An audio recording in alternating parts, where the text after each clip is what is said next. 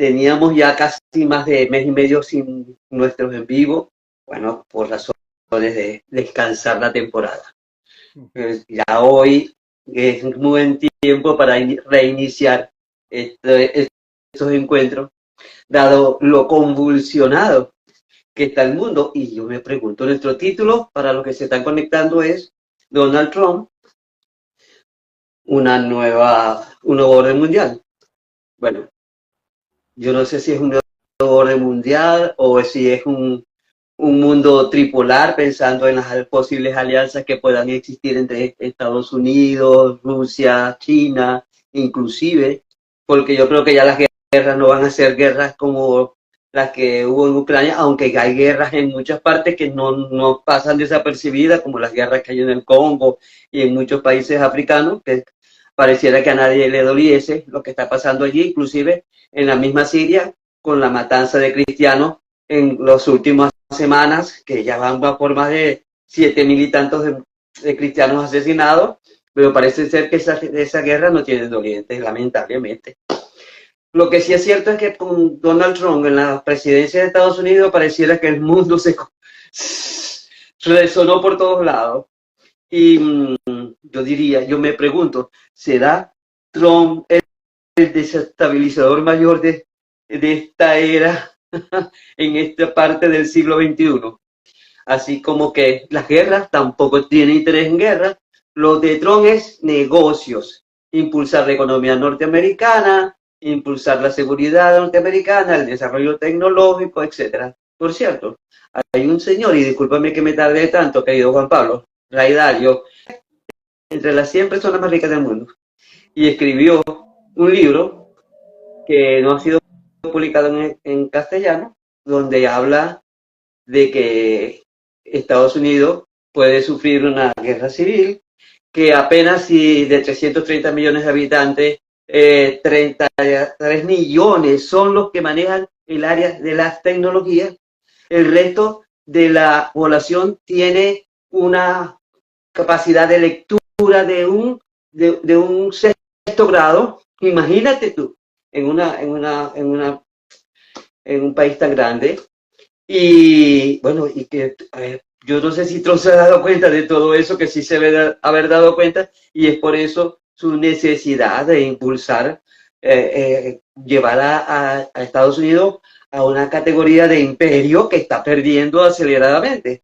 Son dos maneras de hacer política, la de los demócratas y la de Trump. No puedo decir que hay algunos republicanos que quizás no están de acuerdo con su política, pero es él. Entonces, realmente se ha afectado a Europa, la guerra de Ucrania se acaba, solo falta que Putin diga que sí, aunque está diciendo que no, por las condiciones, algunas de las condiciones que le están colocando, que Europa busque su camino real y vea si la Unión Europea es una forma de consolidarse como grupo, o porque es una conjunción de grupos, varios grupos étnicos que hay allí, con diferentes intereses inclusive, aunque dice que era para la paz. Yo no sé si la Unión Europea realmente es un organismo de paz, ¿sabes? Yo lo que creo que ahorita es menos que un organismo de paz. Así, querido Juan Pablo, ¿será que Trump es un desestabilizador No es para totalmente, el mundo de hoy?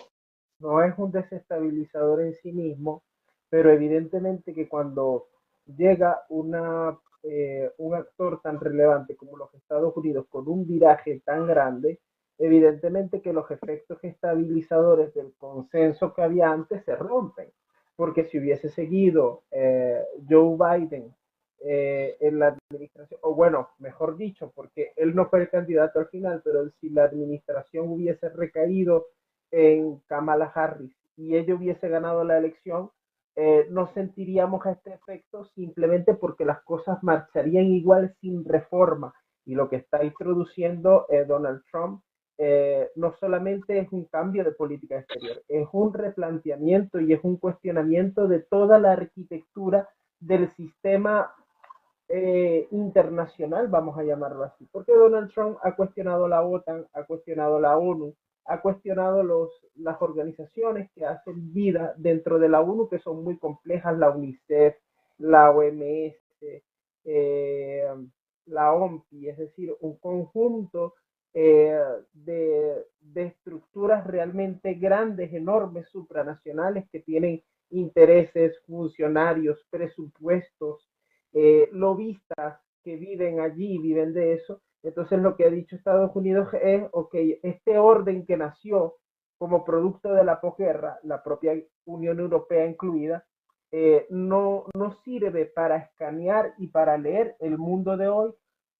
tal cual está planteado. Y por lo tanto, eh, no solamente cambia la política exterior, sino que se va al cuestionamiento de la propia manera de hacer las cosas. Y esto es muy importante.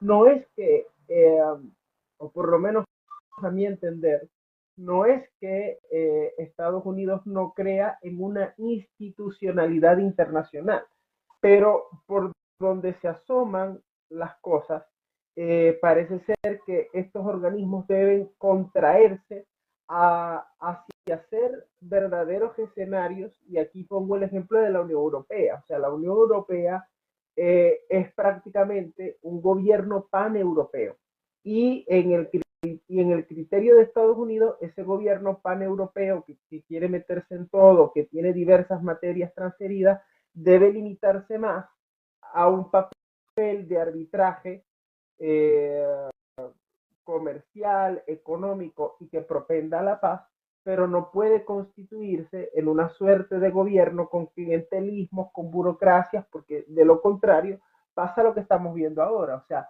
la guerra de Ucrania, que es importantísima para la seguridad de los países bálticos, de Finlandia y de toda Europa. Yo pienso que de toda Europa, o sea, Europa occidental no puede ser indiferente a lo que está pasando allí, pero nosotros hemos visto cómo esto ha sido un peloteo burocrático que retrasa demasiado las decisiones, y Europa ha apoyado a Ucrania, pero tienen que ser apoyos más decididos, no pueden ser apoyos a destiempo, no pueden ser, no puede ser eh, tan retardado y tan parsimonioso el proceso a través del cual se tomen decisiones en Europa, que son muy complejas y son muy difíciles porque hay 27 gobiernos allí metidos que finalmente responden también a intereses internos que muchas veces tienen que postergar porque se les impone esta agenda, pero en este sentido, aquí la realidad es muy dura. Europa no puede darle la espalda a un conflicto que tiene allí mismo. Entonces, en este sentido, Donald Trump es desestabilizador en sí mismo, no, pero como él plantea, o su gobierno, mejor dicho, está planteando una reordenación de esas estructuras, colonizada también por países que no son países aliados, sino que son el famoso grupo de los no alineados. Ellos han dicho, bueno, vamos a rescatar la bilateralidad estratégica que Estados Unidos va a llevar con los distintos países según les convenga y punto. Porque entienden que esos escenarios, que esos foros diluyen decisiones y son como embudos inmensos donde no se terminan de filtrar decisiones. Y nosotros podemos ver, por ejemplo, por traer un ejemplo cercano, cómo todo lo que nos es conveniente a los venezolanos que sale de la OEA, de repente se tumban y lo tumban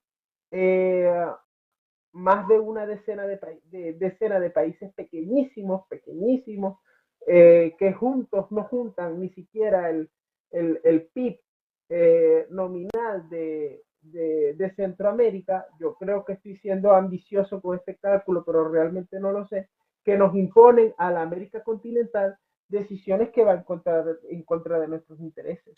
Entonces, ahí Porque allí, realmente... discúlpame, porque allí no se está respetando, o sea, no debería, todo mundo, todos los países no deberían tener la misma capacidad de votar, sino en función de su población y de su Aquí, desarrollo social y económico. Porque una isla que tiene 200.000 habitantes, por ejemplo, en el Caribe, no puede tener la misma capacidad de voto que Argentina o Brasil, que tiene más de 100 y pico millones de habitantes, Brasil, por ejemplo. entonces Entonces, está mal imagínate. incluida la manera como se toman las decisiones Y eso tiene un sentido político, es precisamente para que se den las cosas que se están dando y evitar que haya una capacidad de vetar algo y de tomar decisiones drásticas en el momento que sea necesario. Una vez Simplemente tienes que ver, es mantener el juego, mantener un juego allí donde se haya aparente igualdad, pero una igualdad que no puede ser igualitaria, porque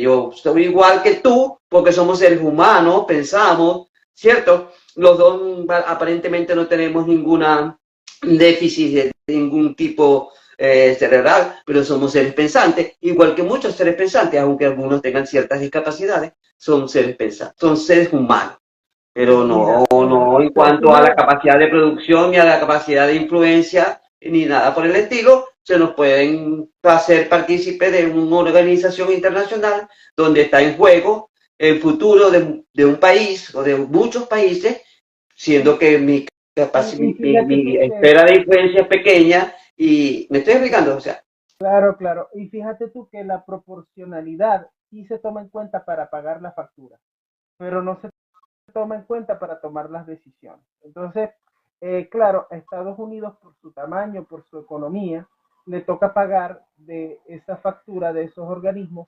muchísimo dinero, pero su poder de influencia y de decisión no es fáctico, perdón, no es formal, formalmente es igual a la de todo el mundo, fácticamente probablemente tenga más poder que muchos, pero lo cierto es que en instancias, existen instancias donde una agrupación de países pequeños y menos influyentes por el tema numérico de los votos dentro de un consejo, dentro de una comisión, ganan las iniciativas en contra de intereses hemisféricos importantes porque en definitiva construir un orden internacional que no esté basado en afinidades civilizatorias es imposible. Yo creo que está en la naturaleza humana que más o menos nos organicemos según criterios de afinidad civilizatoria. Entonces, obviamente, por eso es que tú ves que hacia el hemisferio occidental solía haber, ya no hay tanto, pero hay ciertos consensos y ciertas materias que de repente en otros hemisferios, en otros grupos culturales no las hay. No hay ese nivel de acuerdo. Entonces, está siendo muy difícil poder articular una eficiente organización internacional cuando lo que tú ves es que realmente está pasando que las potencias competidoras, por ejemplo China, a través de lobby y de dinero y de prestigio internacional inmerecido, por ponerte un ejemplo, o sea, eh, el lobby es tan activo y tan potente ¿por qué dices y inmerecido, Juan Pablo? merecido porque, y por eso iba a poner el ejemplo, es muy frecuente en tertulias, en, la vida pública, en las conversaciones cotidianas, que China tenga un grandísimo prestigio económico y de todo tipo de orden, y yo pienso que eso es inmerecido, porque la China, los avances que logra, los logra también y respetando el orden internacional y el derecho. O sea, en China no se respetan las patentes. Entonces es muy fácil que tú saques una inteligencia artificial más potente que la que pueda, por ejemplo, sacar al mercado Estados Unidos, pero es que, claro, China se adelanta porque China no respeta las patentes, China se roba el trabajo intelectual de los demás y no le importa. Entonces, esas son cosas que tienen que plantearse. China es un país capitalista, pero es un capitalismo de Estado. El dueño de todo en China es el Partido Comunista y tú no me puedes vender eso como hicieron Fukuyama y muchos intelectuales, como que China inevitablemente va a flexibilizar, porque China no ha flexibilizado nada. China no ha transitado un camino democrático, aunque atraviese por un camino más próspero o el que sea, el sistema no deja de ser opresivo, no deja de ser un sistema con ambiciones totalitarias. Entonces allí hay que plantearse todos estos cuestionamientos para uno decir, bueno, ¿cuán legítimo es realmente, por ejemplo, que China tenga toda la influencia que tenga y que además se tengan relaciones comerciales tan prolíficas con China cuando no respeta las patentes? A mí eso me Juan llama Pablo, muchísimo la atención. Juan Pablo, yo te escucho hablar y me siento identificada desde lo ético contigo. Lo que pasa es que de alguna manera todos nosotros somos cómplices de eso. Porque si China tiene, por ejemplo, el 33% de la manufactura mundial, es China. No, jamás Estados Unidos, ni la Unión Europea, ni Japón podrá superarla. Pero ¿por qué sucede? Primero, son muchos. Y segundo, porque independientemente no hagan innovación, sino que copien. ¿Quién le compra a los chinos? Pero Todos nosotros le ahí es compramos a donde, los chinos. pero Entonces, si yo les acaso, aseguro que todos los que están escuchándome y los que van a escuchar posteriormente este vivo, tienen en su casa algún producto sí, no, chino. Entonces, es es una innecesario. cuestión de moral, porque si yo digo que China no es copia, entonces el boicot ético, ¿dónde está? No Bueno, existe. ahí es donde China y Estados Unidos tienen ambos. Occidente todo tiene que poner una política arancelaria contra China. Y entonces, entonces te cae encima, por lo menos a mí me pasa, que todo el liberalismo me dice, pero tú eres un infiltrado aquí, tú no eres liberal, pero es que tú no puedes ser proveedor de pólvora de tu enemigo. Cuando tú estás en guerra, tú pones arancel. Ese es el origen del arancel.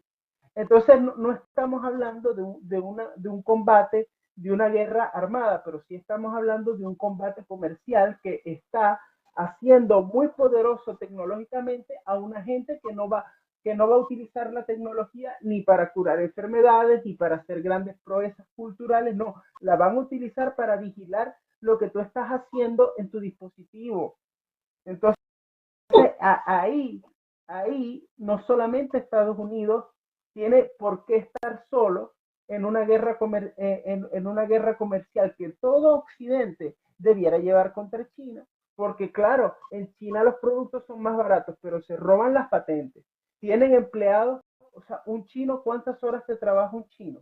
Si el promedio te da 16 horas, te da el promedio. O sea, tú te puedes imaginar cuántas horas trabaja un chino. ¿Por qué cree la gente?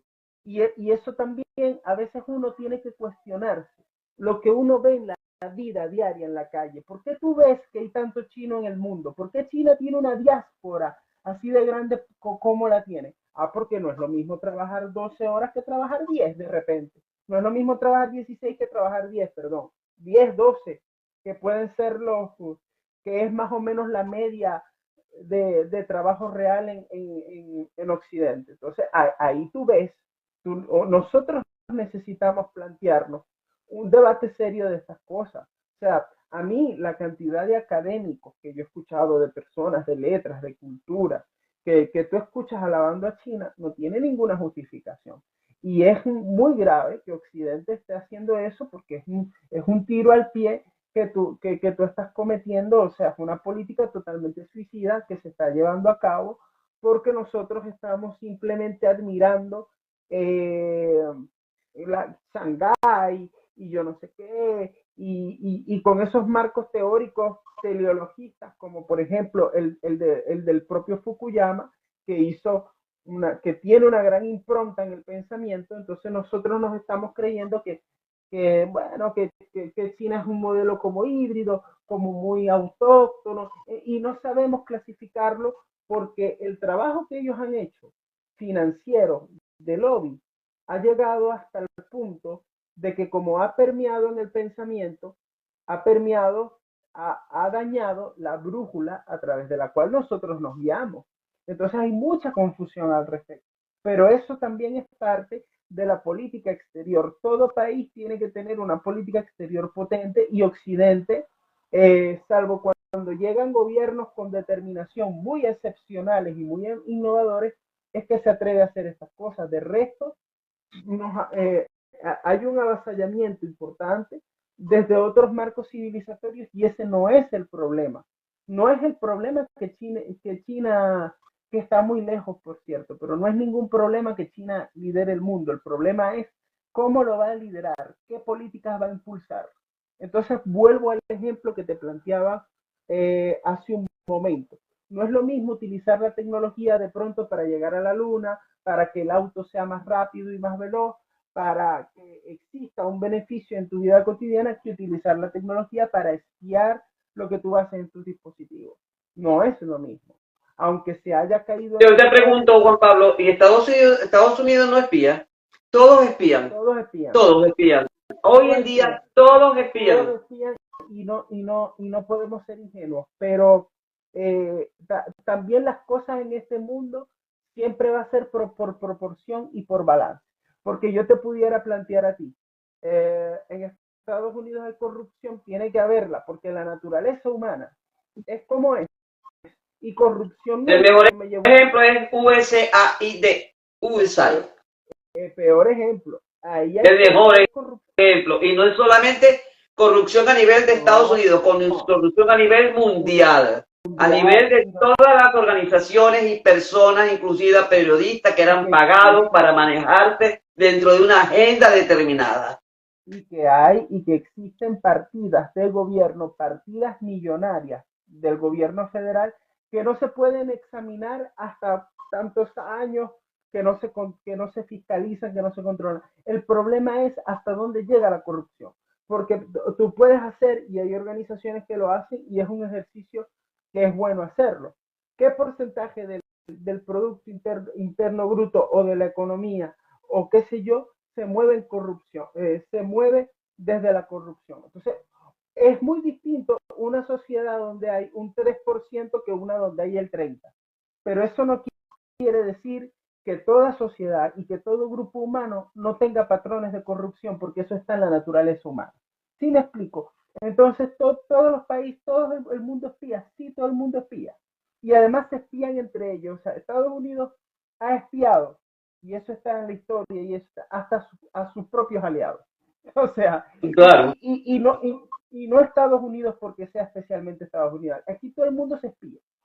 Pero el tema es si tú espías a un político o espías políticos por esos exclusivos motivos o haces un espionaje masivo porque tú no quieres que diversos tópicos, diversos temas se toquen porque tú estás montando un sistema eh, más o menos interconectado donde por la puerta de atrás puedes censurar cosas. Y no es que en Occidente no hayamos vivido eso, porque sabemos que lo hemos vivido, pero es mucho más difícil de Ya que no se este necesita la puerta de atrás para manejar la censura. Ya ahora la se censura necesita. está presente por la puerta del frente Pero también, Juan pero Pablo. Y es por súper otro evidente motivo, además. María.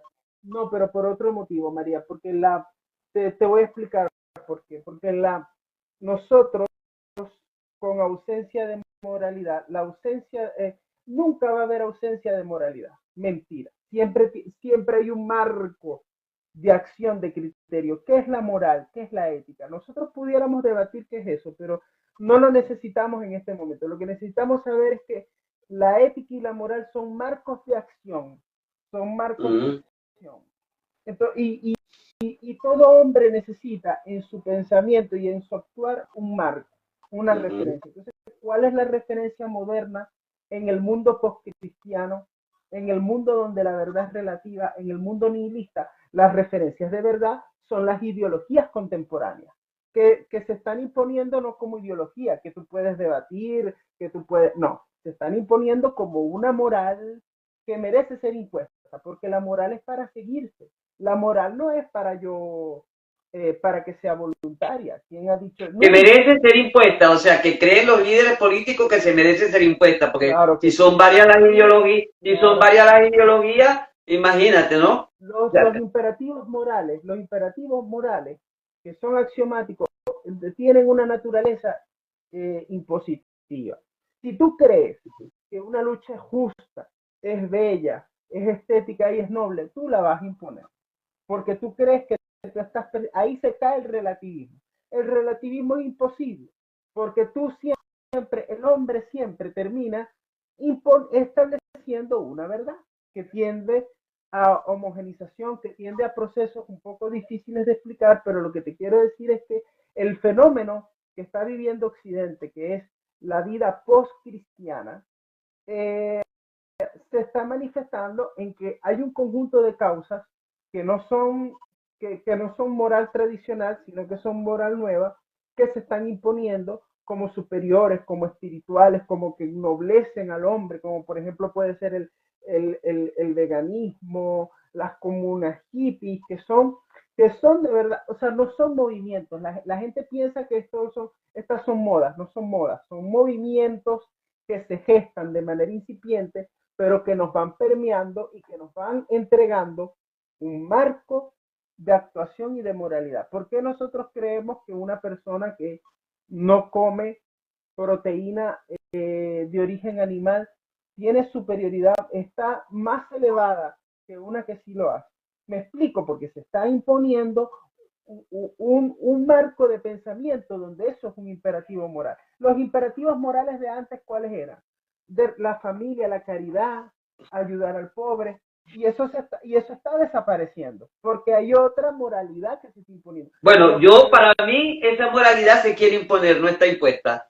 Se quiere y pretende imponer, no No, pero está está impuesta. no, pero está No sé, poderosa. no, Está no. Para mí se quiere imponer, no está impuesta. Yo no la doy como es, Nacho, como que existe. Mira, la gente hoy en día actúa de manera autómata, inclusive por moda, ni siquiera por convicción, porque lo que menos hace ahorita el ser humano es pensar de manera crítica, sino que no, por la invasión de las redes sociales y de la información abrupta que recibe, así, a borbollones, la gente termina bueno, porque quedándose con el discurso que llega de afuera y porque los la gran modelos mayoría, sociales, no todo, la gran todo, mayoría. Entonces yo los, te puedo decir que esas ideas que forman parte de esta agenda de felicidad donde tendremos nada, no tendremos nada y seremos felices, aunque comamos puros vegetales, aunque los animales nos devoren, porque como no se pueden comer los animales, no sé dónde se va a esa sobrepoblación de animales, se va a estar, tendremos en nuestra casa pequeños otros animales que no son el perro y el gato, ¿ok? O sea, sencillamente, mira, yo creo que eso es parte de un discurso y de una agenda de donde una élite quiere mantener el control de la gran masa humana y la gran masa que no piensa, que simplemente se deja bueno, llevar por los discursos que escucha, porque no tiene es capacidad que, reflexiva, Juan es, Pablo. es que el Entonces, problema es que el problema de la gente joven, discúlpame, las comunidades hippies que tú hablabas, por favor, ¿en qué quedaron las comunidades hippies? En puros soñadores y gente drogándose y gente bueno, que, ay, el rock y la cosa. pero Esos fíjate que son que, ejemplos, las comunidades hippies son ejemplos, no son, para mí no son no, ejemplos, para pero mí sí, fueron una bueno, época donde hubo una distorsión cultural tal que desembocó en una serie de problemas posteriores para la bueno, humanidad. pero fíjate cómo esos movimientos abrieron la ventana de Overton hacia la aceptación social de cosas que eran impensables. Por ejemplo, ahora mismo nosotros estamos en una sociedad tan hedonista, pero que ya esto se vivió en Roma. Por eso es que hay que irse al mundo clásico, porque todo lo que pasa ahora, de alguna u otra manera, pasó en el mundo clásico, por otros medios, pero pasó. Mm. Fíjate la permisividad que existe con el tema del consumo de droga, que antes se censuraba y ahora es una cosa bueno, genial del otro mundo. O sea, Y eso es bueno, Juan eso Pablo. Y no, eso es bueno porque se parte, permita. pero eso es parte, pero eso es parte del pensamiento que nosotros O estamos es, o del es a nivel de lo que queremos destruirnos nosotros como seres humanos. O es la bueno, búsqueda porque de también, nuestra propia bueno, destrucción. porque hay misantropía detrás de todo esto, claro que sí. Esto tiene, la moralidad dejó de ser eh, antropocéntrica y altruista y ha pasado a ser una especie de panteísmo que nos entiende, donde el ser humano es una cosa detestable, abominable. Mira, te voy a contar un caso, obviamente yo no voy a decir nombre, yo no voy a Uh decir -huh, nada, pero te uh voy a -huh, contar un caso que ilustra lo que yo uh te estoy diciendo. Yo -huh, conozco un muchacho, un adolescente muy inteligente que ganó un concurso en su liceo. uh -huh, Tú sabes cuál fue el ensayo con el que él ganó ese uh -huh. concurso interno del colegio? Un ensayo Uh-huh. donde él argumentaba que la peor especie, que lo peor que existe en el planeta Tierra es el hombre, es el ser humano. Imagínate tú, imagínate tú. Entonces, nosotros estamos yendo hacia un mundo eh, con fuertes sentimientos, con una fuerte misantropía, donde el pobre no vale nada, donde el discapacitado no vale nada, donde el hombre es una basura. Hay un pesimismo antropológico en la manera de entender y de dimensionar al ser humano muy grande, que nos debilita a nosotros frente al poder. Y ahora el poder no tiene límite. El poder te deja hacer lo que la tecnología te permita y no hay límites morales.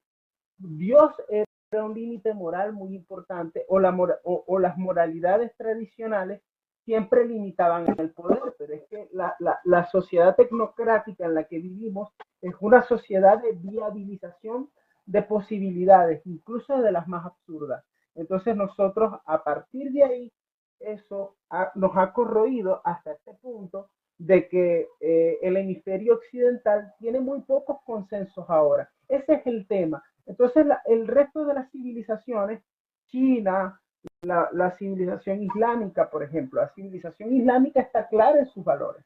Yo no estoy diciendo que sean correctos o que no sean correctos, pero ellos están claros en sus valores. Quien no está claro en sus valores es el mundo judío-cristiano, dicen, u occidental. Se dice en español más bonito, se dice la cristiandad. La cristiandad es la que no está clara. Y la cristiandad Occidente. occidental, y la cristiandad occidental es la que no está clara, porque eh, pese a los graves y tremendos procesos eh, que se han vivido en Oriente, los cristianos en Oriente se tiene eh, una visión que no es todavía relativista ni nada de eso.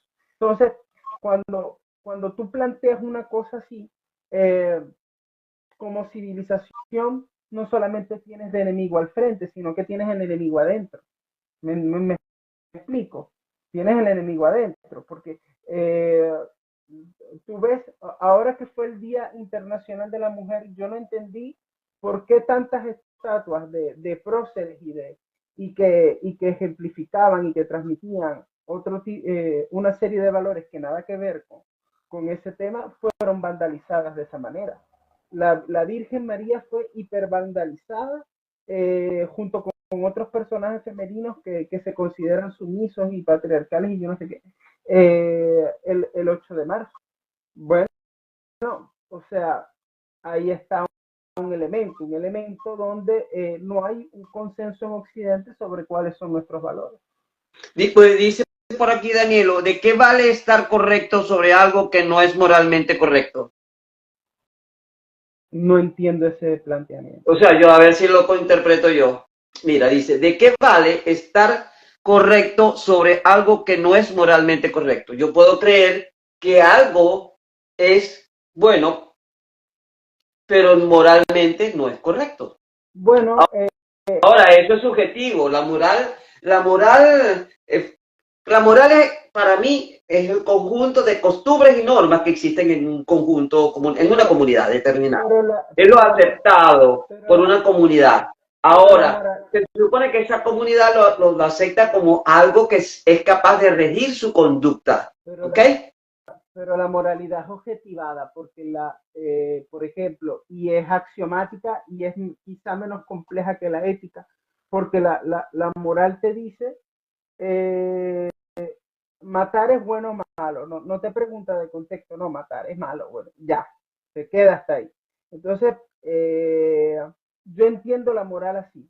Luego está, luego está la ética que mete otras cuestiones de contexto, pero a ver, lo que es aceptable y lo que no es aceptable dentro de un grupo social, evidentemente que forma parte del patrimonio moral de una colectividad, y cuando se pierde o cuando no se transforma, porque también es verdad que se transforma, esas sociedades pasan por un periodo de decadencia. pasan por decadencia, porque no tienen referentes correctos.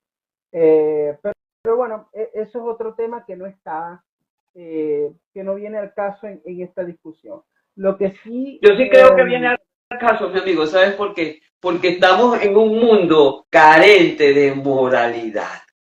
Carente, mira, en el negocio, actualmente, lo que las personas que ven la guerra como una salida para una supuesta autodefensa o prepararse para protegerse de posibles guerras, es porque ven en la guerra un negocio. no, pero mira, Aquí yo te hay voy a una decir cuestión algo. de negocio. No, Un pero país mira, como Alemania, por ejemplo, ajá. que está en sus problemas económicos desde como hace nunca lo estuvo, hace mucho tiempo que no lo estaba.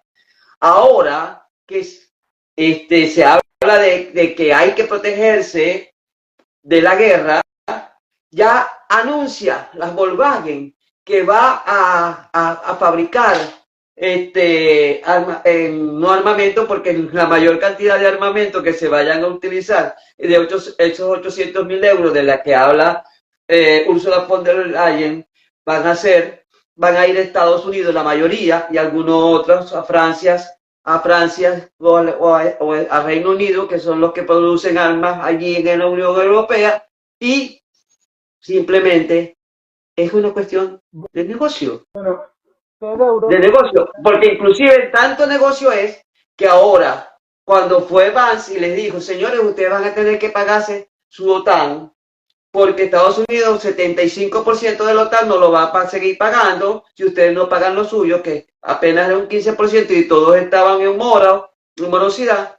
Entonces resulta que para poder crear un organismo paralelo, que es bien bueno que lo creen, que lo hagan, tienen necesidad de 800.000 euros, además de utilizar los ahorros de las personas para llevarlos a fondos de inversiones también, para tener esa disponibilidad, empobrecer más a la población, que no haya futuro, o sea, y Europa, entonces, no. Europa necesita rearmarse, porque Europa necesita rearmarse y necesita ser responsable de lo que quiere hacer. O sea, si Europa tenía previsto pues entonces, la mi amor, incorporación, yo creo que ya va. Europa va a comenzar a tener una gran deserción de Bueno, personas hacia otras partes, ¿viste? no, Porque mira, cada día el no, pueblo español y el pueblo europeo está todo, más pobre y todo, comprometido bueno, en su capacidad de vida. sí, pero porque han tomado malas decisiones, pero yéndonos a lo que atañe en el tema que nosotros estamos discutiendo, yo sí pienso que Europa, fíjate tú, todo empezó porque Ucrania decidió soberana y democráticamente incorporarse a la OTAN y trasladar eh, sus intereses, mirar hacia el hemisferio occidental. Lo decidió y a Rusia eso no le pareció.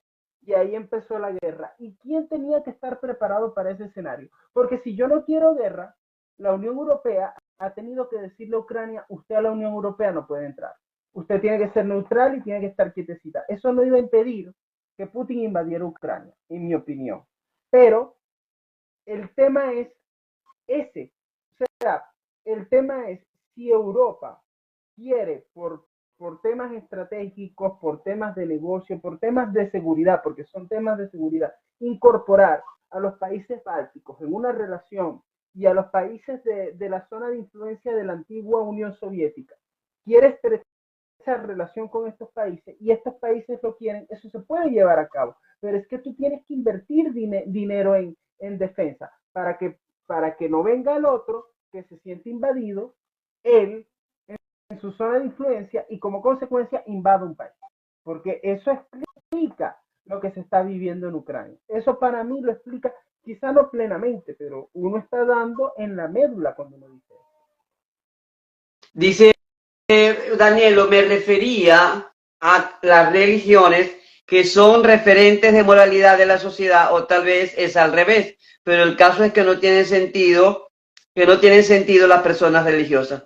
Pero el caso es que no tienen sentido. No, yo sí creo que tienen sentido las personas religiosas, Danielo. Lo que pasa es que ha habido todo un proceso, aparte de que hay, realmente han habido situaciones determinadas, como lo ha habido en todas las religiones, pero siendo la cristiandad el centro de la fuerte a nivel de Occidente como pilar religioso, se ha hecho toda una campaña de desmoralización Ojo que lo que... religiosa. Y les voy a decir algo, esta guerra, esas posibles guerras que llegan, a mi juicio, y voy a hacerme en vivo al respecto, más que de cualquier tipo, hay una guerra espiritual aquí, que no se ha analizado, que no se ha analizado, no se ha analizado. ¿Por qué? Porque tal y como está la política hoy en el mundo, y cuando hablo de la política, los políticos lo que menos hacen es hacer de la política ni un servicio, ni un apostolado, ni nada que no sea para su beneficio y enriquecimiento personal. Muy pocos son los que realmente pasan la prueba de la moralidad y la ética en este momento de la historia como políticos que realmente piensan en la gente y no en su propio enriquecimiento y su propio estar en la palestra. Pero aquí dos aclaraciones también importantes. Cuando ¿Perdón? nosotros hablamos de que hay dos aclaraciones aquí importantes que yo quiero hacer. Cuando Dale, pues. nosotros hablamos de religión, no estamos hablando de que si la gente va a misa. No. Nosotros No tiene que ver nada con la gente de la no, vida. pero yo lo estoy aclarando porque yo estoy hablando, o sea, la civilización que en la que nosotros vivimos y participamos es la civilización cristiana, porque la religión da la religión da la moral y la ética. Y ese es el núcleo de una civilización. Si usted no es creyente, usted igual participa de las costumbres, de la moral, porque hay esa usanza de tantos siglos se sigue llevando y sigue impactando en la vida diaria de uno. Ese sigue siendo un marco de referencia importante. A través de ahí nos viene a nosotros la fuente grecolatina que explica nuestra manera de pensar políticamente. La dictadura, la democracia, la propia libertad de conciencia, que ha sido muy importante, que otras culturas no la tienen. O sea, la libertad de conciencia no se entiende en el marco civilizatorio del Islam. Se entendió con Avicena, se entendió, pero eso ya no está ahí, porque el Islam se ha convertido como en una especie de, no todo, pero la mayoría, como en una especie de teocracia estatista, pesada, que impone prácticamente un estado clerical. Y esa no es la realidad de Occidente. Pero eso te lleva a una confrontación. Cuidado, y Europa no termina siendo islámica, ¿viste? Porque ya no lo es territorialmente. Pero eso te aboca a una confrontación. ¿Por qué? Porque el modelo occidental que viene de la propia iglesia, de separación de lo religioso, de lo político, de lo terrenal y de lo espiritual, no lo tiene la civilización islámica. Entonces, la civilización islámica, ¿qué hace? Que te impone la charia. Una cosa es que para hacer las leyes civiles tú tengas en cuenta la sapiencia que te pueda otorgar la práctica histórica, la propia religión, y otra cosa es distinta que el propio derecho te lo ponga la religión. Entonces, esos son marcos, ahí tú vas hacia un enfrentamiento. ¿Por qué? Porque los cánones occidentales no encajan con el modus vivendi que se tiene en la sociedad islámica. Y ahí tú ves los enfrentamientos que hay, que son enfrentamientos grandes, violentos, tremendos. ¿Por qué?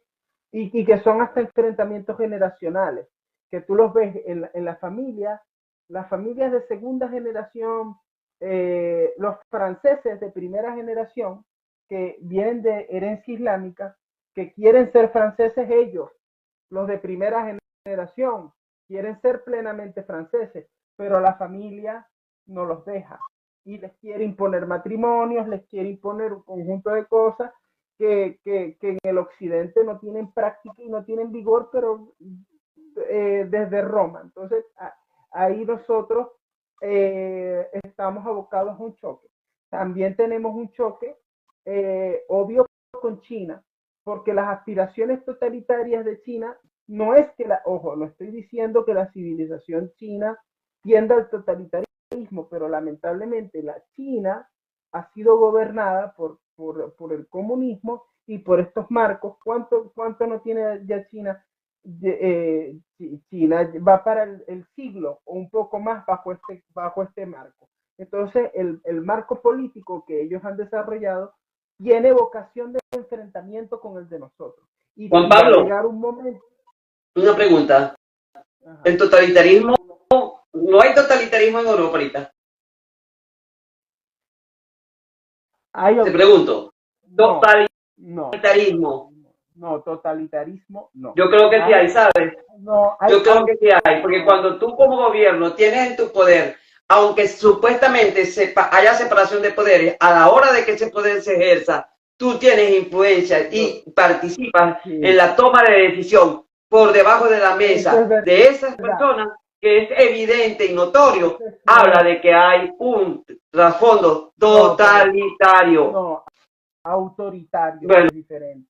Para mí es, para mí es totalitario en lo informal. Que le falte la formalidad es otra cosa. Pero no, ninguna formalidad, porque el autoritario es un acto arbitrario, porque me da la gana a mí, porque tengo poder. Y entonces, el autoritarismo en Europa cada día está más fuerte. Claro, cada día está más fuerte y puede llegar a ser totalitario. Si yo no creo que va por ese camino, y creo que va por ese camino. No, es que va por ese camino, pero... Porque fíjate con lo que sucedió con Rumanía. Pero ya va, dame un chance. Puede llegar a ese camino, pero es importante explicar aquí qué es autoritarismo y qué es totalitarismo. O sea, autoritarismo es cuando a ti el autoritario, vamos a llamarlo así, la autoridad te establece a ti arbitrariamente porque le da la gana, pero se mete en el espacio de libertades que son de ámbito político, estrictamente político, y que tangencialmente te puede tocar lo social y te puede tocar lo económico. El totalitarismo te toca lo político, lo social y lo económico plenamente. Te toca las tres. O sea, el totalitarismo no te da ningún tipo de libertad. Por eso es que yo digo, una cosa es la dictadura y otra cosa es el totalitarismo. Ya Venezuela es un totalitarismo, por ejemplo. Pero esto es, no me quiero detener mucho. Vamos a hablar de Venezuela, pero no en este momento. A mí me gustaría, Juan Pablo, que sí nos centráramos en el tema, ¿no? Que tiene que ver con la influencia de Trump en todo esto que está sucediendo, ¿ok? Y cómo Europa o la China, porque yo creo que ahorita la guerra es comercial, y el día que puedan todos ganar ser parte de esa torta del comercio, se van a acabar los problemas. O sea, ya olvídate de que Rusia va a invadir a X o que China va a invadir a esto. No, no. La gente está en otras cosas, en mantener el dominio económico. Y eso es lo que quiere Trump. Y eso es lo que quiere Putin. Y eso es lo que quiere China. Entonces, lamentablemente, Europa está rezagada en ese aspecto económico. Se quedó rezagada. Europa está rezagada. Tiene que recomponerse. Está rezagada, se está quedando rezagada, es verdad, y está desarrollando dependencias muy peligrosas, pero nada en esta vida es necesariamente irreversible. No, en este momento, te estoy diciendo en este momento. Claro, por otra parte, no, recordemos también, y esto también es una materia importante para señalar, que en el caso de China, por ejemplo, China tiene fundamentalmente una economía inmensa, gigante, pero no es rico, no es un país rico, no sé si próspero. El Partido Comunista, claro que es próspero, pero igualmente Rusia. O sea, Rusia tiene, en comparación con el resto de Europa Occidental, tiene volumen, tiene tamaño, tiene población, además armada, tiene un gran ejército fenomenal, o sea, se contabilizan 1,5 millones de efectivos, invierte en eso, o sea, y es un problema para Europa Occidental. Pero de verdad, a la hora de la verdad, también hay que decir, Rusia es un país pobre, Rusia no es un país rico por ninguna parte, China tampoco es rica, China no es rica. De media, los dos países, Rusia tiene que estar ahorita, si yo no estoy equivocado, tiene un producto interno bruto por habitante de 7.000, 12.000 dólares. México está Anual, ¿a te anual, refieres? anual. Mm. México Mm. está en los 12.000, en los 13.000. Eh, Ucrania está en los 2.000. Los países bálticos son bastante pobres. En cambio, Europa Occidental, fíjate que Italia, por ejemplo, es la novena economía del mundo. ¿Y cuántos son los italianos? 70 millones. España es la treceava. ¿Y cuántos son los españoles? Son menos de 50 millones. Esas son economías. ¿Cuántos son los españoles hoy con la migración que tienen? Bueno, No pienses solamente en españoles, piensa en todo lo que ha llegado. pero estoy hablando de niveles de riqueza. O sea, yo te estoy hablando de sociedades donde per cápita se produce en bienes y servicios 40.000 euros, 30.000 euros. ¿Me entiendes? Compitiendo con sociedades que, o sea, Rusia y China tienen mucha volumetría, pero no son sociedades ricas. Entonces, ¿qué pasa? Que Europa puede perfectamente hacerle frente Yo tengo militar, entendido que ahorita en Europa la gente está pasando fuerte la cosa, bueno, que los la salarios están son pasando. bajísimos, que además Imagínate, de eso las pensiones imagínate tú cada día cómo es en son Rusia. peores y además Imagínate, pagan más impuestos bueno, que antes, o sea que no, imagínate tú cómo es en Rusia. O sea, si eso es así en Europa, imagínate cómo es en Rusia, que todavía es más pobre. O sea, Rusia no tiene ni siquiera 2 dígitos, no llega a los 2 dígitos de Producto Interior Bruto. Los rusos no son ricos, no son ricos. Los, los europeos occidentales sí son ricos, los chinos tampoco son ricos. Entonces, claro, tenemos aquí unos balances interesantes, porque es verdad que China tiene mucha tecnología, no respeta las reglas, tiene mucho dinero y tiene mucha población. Pero con todo, Estados Unidos y Europa, que entre las dos tienen más o menos, o sea, Estados Unidos ya tiene 300 o 400 millones de habitantes. 330 Y millones. 330. Y Europa te tiene 400, la Europa occidental, más o menos va por ahí. Son menos, sí son menos.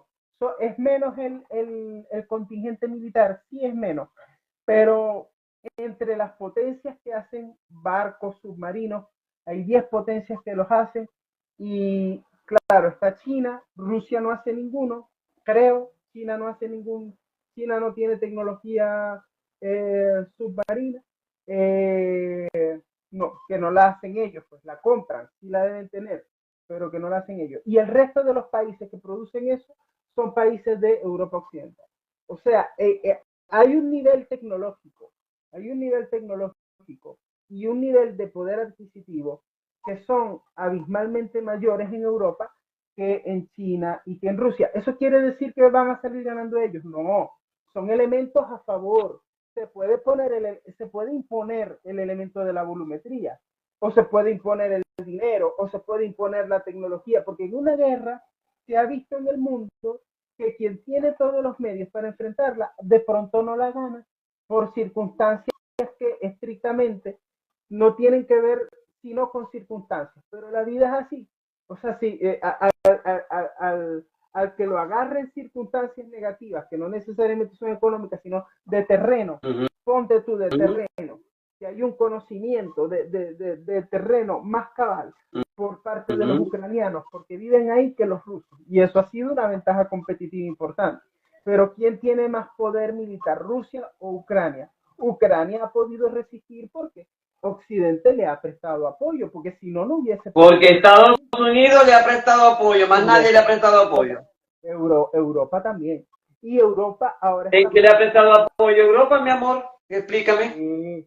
Claro, le ha enviado dinero, le ha enviado dinero y le ha Ah, enviado material. dinero, pero dinero para qué? Bueno, para comprar armas, para abastecer ciudades que estaban bombardeadas, para hacer retroceder a los rusos. Los rusos han tenido que retroceder y el prestigio de su ejército también se ha visto bastante mermado porque les ha costado avanzar o les había costado avanzar a los rusos cuando se pensó, cuando el Kremlin pensó que se desayunaba Ucrania, no se la desayunó porque si no, no estuviera vigente la guerra. Pues la guerra está ahí, se está desarrollando en este momento. Mira, dice Danielo, pero China tiene una clase media monumental con un PIB per cápita bastante respetable. No, eso son mentiras. La clase media, la Me clase está media. diciendo mentiroso a Danielo. Ay, No, no. bueno, mentiroso no, pero es que eso se ha difundido mucho en Occidente, o sea, que China tiene una pujanza y no sé qué, no tiene ninguna pujanza. Vuelvo y repito, ¿por qué hay una diáspora china repartida por todo el mundo, incluso en países que son menos prósperos que China? Tiene, es que no tiene sentido que China sea tan próspera y tan genial y que tenga esa diáspora. No tiene ningún sentido. Y, y ahí yo no estoy diciendo, ojo, no estoy estableciendo una causa-efecto. Estoy dando una prueba de que se vea y se analice este punto para poner en contraste esa realidad. No hay ninguna clase media en China. En China hay explotados, hay gente que se forma muchísimo, claro que sí, hay gente con grandes capacidades técnicas que se termina yendo. ¿Por qué? ¿Por qué se van? ¿Por qué se van? Entonces, Me eso recuerda quiere que son decir que tienen, 2.900 chinos, ¿ok? bueno, Que te vayan 300 no es significativo. no, sí significa. Sí significa porque la diáspora china es monumental y no hay país sin chino. No hay prácticamente. Búscalo. ¿Dónde tiene China consulados y por qué? El consulado no es diplomático, el consulado es para el ciudadano, para tu documento, para cosas de la vida civil. No hay ciudad grande en el mundo donde no haya necesidad de un consulado chino. Y no y repito, no te estoy estableciendo causa-efecto, pero claro, los chinos tienen muchas oportunidades. Un chino puede tener más oportunidades formativas y de tecnificación que un indio, que un colombiano, ponte tú, eso sí, pero no son prósperos, no son prósperos, no son libres, no son prósperos porque no son libres. No, entonces, eso también hay que desmantelar ese tema de que Demitificar China eso. desmitificar, sí señor. Y Rusia también, porque Rusia es un país que tiene problemas hasta en el abastecimiento de calefacción. Rusia es un país muy pobre. Y Rusia no terminó de dar el salto hacia un verdadero capitalismo, sino que dejó a las oligarquías postsoviéticas con con un dinero descomunal y por eso son tan poderosas. Pero son unas oligarquías postsoviéticas, son unas oligarquías que pensando territorialmente y pensando bajo estos patrones, eh, ven como un acierto la expansión incluso territorial de Rusia. Es decir, que Rusia es un país que no se conforma con tener una hegemonía comercial, con tener una base militar, por tener un territorio estratégico, que puede ser el caso de Estados Unidos. No, Rusia sueña con directamente, esa mentalidad vive en Rusia todavía, la anexión de territorio, la rescatar la rusofonía, porque es verdad que los países, es verdad que todos esos países tienen vínculos lingüísticos innegables, eso es cierto, y que la rusofonía es importante en toda la zona, pero también es verdad que hay mucha gente que ha decidido no ser rusa, no quiere ser rusa, porque no les gusta el modelo económico ni el modelo político, ha decidido ser otra cosa y yo creo que eso hay que respetarlo. Bueno, ajá, y entonces, ¿logrará Donald Trump? ¿Logrará Donald Trump? Uno, encontrar el desarrollo económico necesario para que Estados Unidos vuelva a ser ese gran imperio que fue y que ya no lo es. Dos, Bueno, todavía. desarrollar la tecnología en la que está rezagado. Imagínate que leía que en Estados Unidos las en universidades donde se estudia tecnología de punta, ¿ok? El porcentaje más alto de estudiantes a nivel de posgrado eran chinos y japoneses. Nada que ver con norteamericanos. El 90%. Y era gente que iba a hacer posgrado, pero luego se iba a su país. O sea que Bueno, pero Estados Unidos tecnológicamente no se está fortaleciendo. O sea, Silicon Valley está ahí. Pero ok, bueno, Silicon Valley no está siendo la reina de la corona ahorita. Eso fue, bueno, fue, fue. bueno, pero también tiene mucho que ver el Y lo tema dice de un la gringo, no lo digo yo. no, pero tiene Ok. que ver también la traslación de capitales, de fábricas a otros lugares del mundo, porque la deslocalización también es un proceso que se está viviendo. Estados Unidos lo que tiene que tener, Estados Unidos tiene con que lo que tiene que tener son las políticas necesarias para no espantar esa inversión y ¿Qué para es lo mantenerla ahí. que quiere Pero, Donald Trump? ¿Qué es lo que ¿qué es quiere lo que Donald quiere Trump? Donald Trump? Regresar a Estados Unidos. Regresar. ¿Eh? Y por otra parte, hablando de Japón, Japón por más que sea, Japón es, creo eh, yo no lo he investigado especialmente, por tanto yo aquí puedo estar diciendo información no contrastada, que luego investigan y yo puedo estar equivocado, pero eso hay que asumirlo, no pasa nada, pero Japón y Corea del Sur son grandes aliados de Occidente, grandes De, aliados. de Tienen China. no, de China no, de China no, de Estados Ah, Unidos, ok.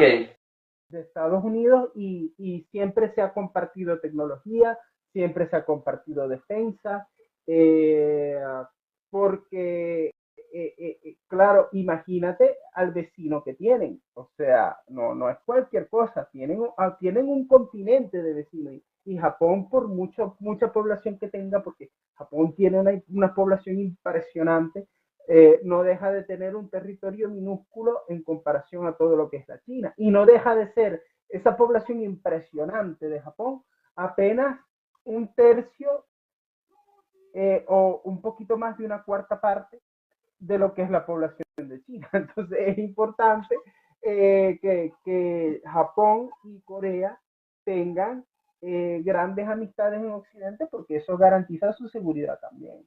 Entonces hay ahí unos aliados estratégicos muy importantes y con relación a lo que quiere ser Donald Trump, que va muy rápido y ha tenido un inicio de mandato muy acelerado y verdaderamente tiene que ser Un mes así. apenas tiene Un mes, Donald Trump.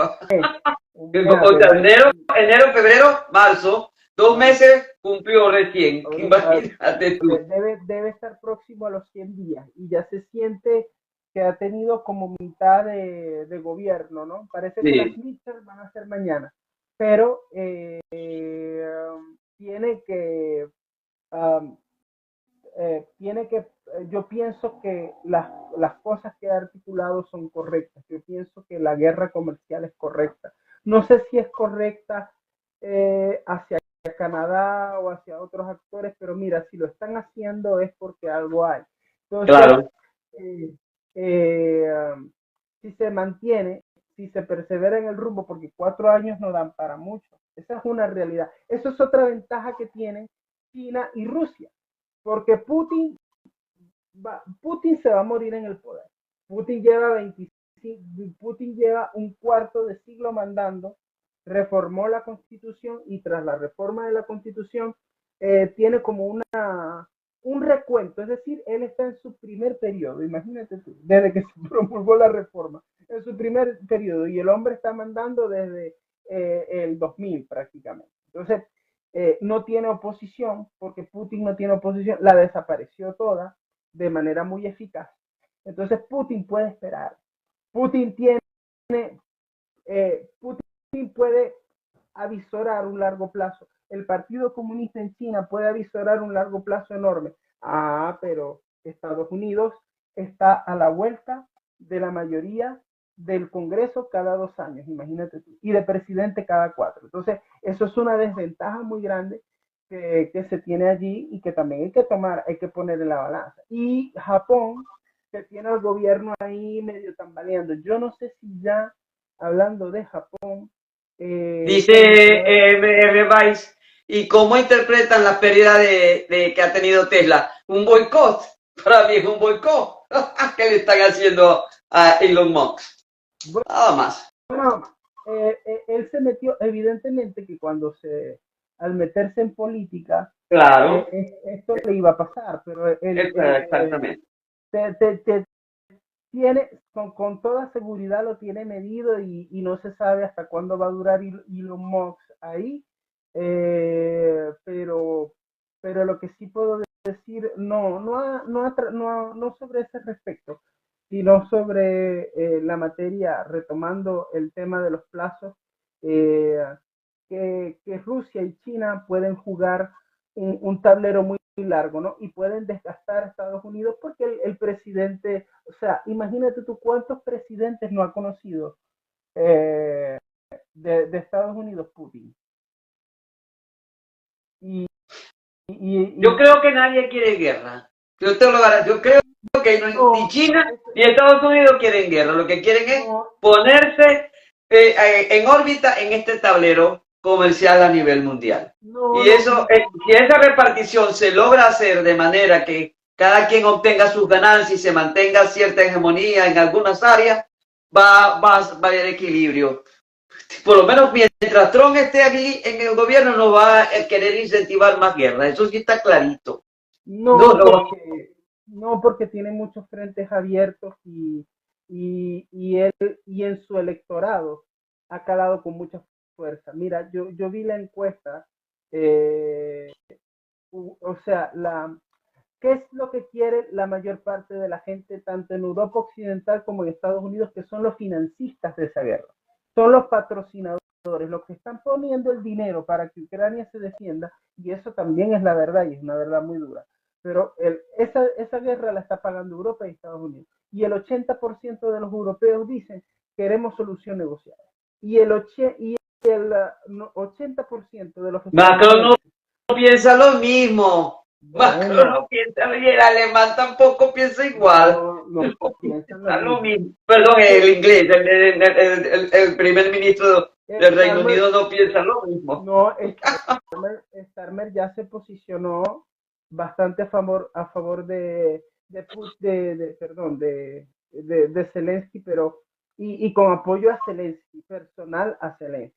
Eh, ma- Claro, y pero te diste cuenta que habían firmado un acuerdo para las tierras raras también, también, y Macron también quería ser parte de la también, tierra rara, y Donald Trump también también, quiere ser parte de la tierra bueno, rara. Así también que, también se quieren meter en las tierras raras porque el tema es que, por ejemplo, Francia tiene una deuda que alcanza, eh, Francia es déjame acordarme, Francia es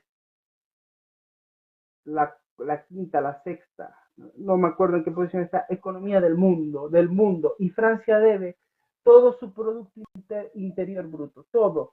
Francia está endeudadísima, entonces Francia depende mucho de las industrias extractivas que tiene por ahí y obviamente que le va a interesar meterse en este negocio por temas de combustibles, por temas de que hasta los celulares contienen temas de tierras raras y todo lo demás, entonces es una industria lucrativa y se van a querer meter ahí. Reino Unido también, Reino Unido era la quinta economía del mundo y acaba de ser desplazada, sigue siendo muy importante y sigue siendo muy rica, pero el Reino Unido tiene unos problemas estructurales grandísimos y todo el mundo va a bailar por esa plata que está ahí. Eso es algo que no podemos poner en duda. Así, mira, por aquí hay algún tema que quiero que toquemos porque yo lo vi hoy, dice Bay, ¿y qué opinan sobre lo de Marco Rubio con respecto a nuevas elecciones en Venezuela? Pues sí, señor. Hoy inclusive en mi cuenta de YouTube lo coloqué como un short, las declaraciones que dio, donde dice que Venezuela debería, el problema de Venezuela lo deben solucionar los venezolanos, así lo dice, y además además dice que Venezuela debe tener unas elecciones vigiladas, supervisadas, algo así, como que, o sea, está diciendo, háganse nuevas elecciones, cuestión que me pareció insólito, ¿no? No, Habla también después, aparte le pregunta a la periodista de María Corina Machado y dice que es una mujer que es valiente, habla de su liderazgo, etcétera. Pero en todo caso, quiero decir esto, Juan Pablo y queridos oyentes. Nicolás Maduro habla con Vladimir Putin. Putin lo invita para el 9 de mayo, para el desfile de la victoria, y además pues le reconoce como presidente de Venezuela, obviamente, y habla sabemos que las alianzas que ha tenido Rusia con Venezuela han sido del tipo de vista de compra de armamento, chatarra rusa, dicen que es chatarra rusa, pero en esta videollamada, hablaron de acuerdos estratégicos. Acuerdos estratégicos que pueden estar vinculados con petróleo, dado que la licencia de Chevron no fue renovada, le dieron hasta abril para que saliera de sus activos en Venezuela y se fuera. Y no solamente Chevron, sino varias empresas, Halliburton y todas una serie, como 5 o 6 empresas norteamericanas que funcionaban en Venezuela hace tiempo ya, inclusive. Entonces, por otra parte, también declara Maduro que chino, Jinping, que si no me recuerdo que así se llama, lo habló con él y también está interesado en ser socio estratégico de Venezuela en materia petrolífera. O sea, ellos pueden ocuparse de todos esos activos que está Chevron dejando allá. Ahora bien, espera un momentico que no te olvides. Discúlpame. Entonces, ¿qué pasa? Venezuela, futuro. Señor, lamentablemente el futuro de Venezuela sigue siendo el mismo que hace 10 años, que sucedió con Guaidó. Lamentablemente, independientemente de la valentía, la gallardía de María Corina Machado, hoy escuchaba a alguien que yo considero un analista de primera línea, lo escucho prácticamente todos los días, César Vidal, hablando sobre la situación de Venezuela. Y César Vidal decía que el gran problema es que mientras sigamos haciendo lo mismo, Venezuela no va a cambiar. Es que, mira, no. La política y las estrategias son las mismas, el discurso es el mismo y no hay cambio. Ni siquiera, es más, decía él, tú sabes que César Vidal es un tipo cristiano, ¿ok? Decía, es que quizás los venezolanos se han preguntado en algún momento el por qué están viviendo esto, qué cambios tienen que hacer en su manera de hacer vida política. ¿Se lo habrán preguntado? Yo creo que no se lo han preguntado, que no nos lo hemos preguntado.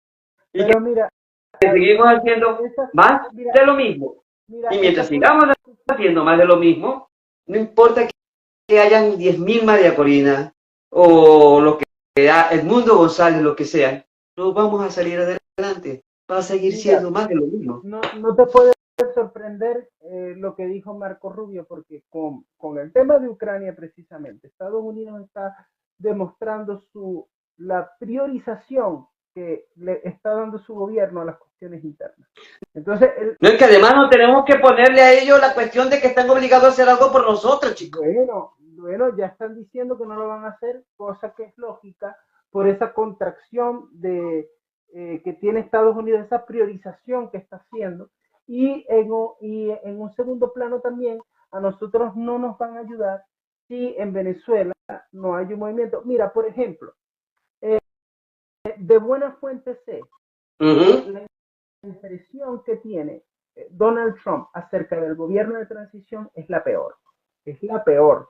O sea, Donald Trump no tiene buena relación ni con Edmundo González, ni con Guaidó, ni con Pizarro. Pero sí que no lo recibió. Y además Edmundo González ha cometido los errores de tratarse con Biden, que todo lo que hicieron, el pillaje que hizo el gobierno interino con los recursos que le dio la USAID. Además, que esos actores que están metidos allí participaron y se involucraron de manera muy activa en la campaña de Joe Biden. Entonces, también ahí hay resquemores muy grandes. O sea, Donald Trump, por su manera de ser y por mucho, ve hasta con desaire y desprecio a esta gente.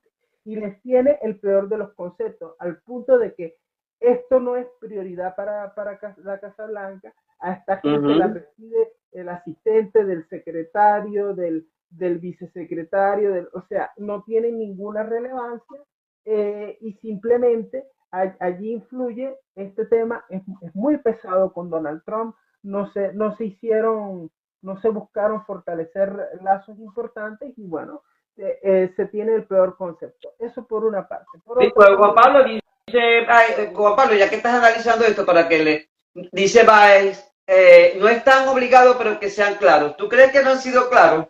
Lo que pasa es que no hemos querido entenderlo. Han sido claros y diáfanos.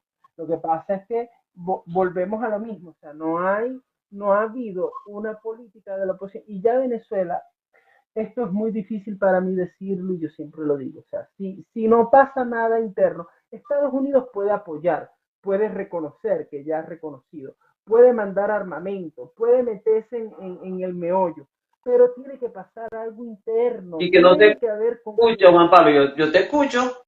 No, bueno, tiene que haber algo interno. Si no hay un hito interno, no vamos a recibir ayuda. Y lo que más me molesta de estos personeros de la oposición falsa, esa que tenemos, es que juegan al desgaste. Primero desgastan a María Corina y en segundo lugar, que es lo que realmente me molesta, es que por culpa de ellos, los venezolanos tenemos esa fama de que no luchamos por nuestro país.